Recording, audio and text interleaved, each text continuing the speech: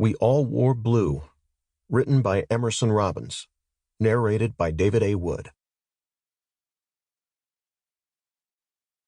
This book is dedicated to the young men who played for FC Shoreline International and their families, as well as all kids around the world whose challenging circumstances prevent them from playing the beautiful game. Chapter 1. The Kickoff. I never would have imagined I'd someday be coaching a soccer team. Even though I'd always loved sports, I didn't know the first thing about soccer growing up, other than it was popular around the world and it was played with one's feet.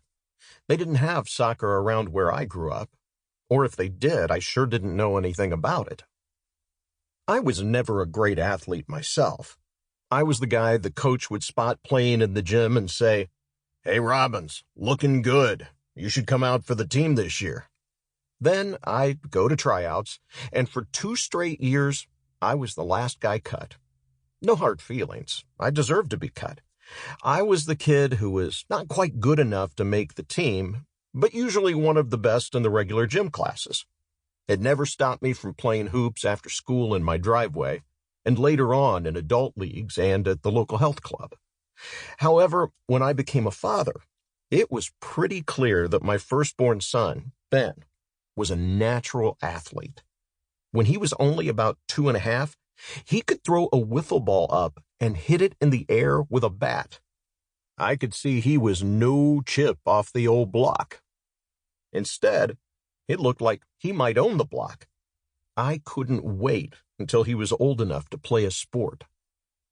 My name is Emerson Robbins, known to all my friends as Skip. My brother Steve and I owned a chain of engagement ring stores, which is how I found myself one evening at a boring industry dinner dance, the kind where everyone sits at round tables and is served the proverbial chicken or fish dinner ordered in advance.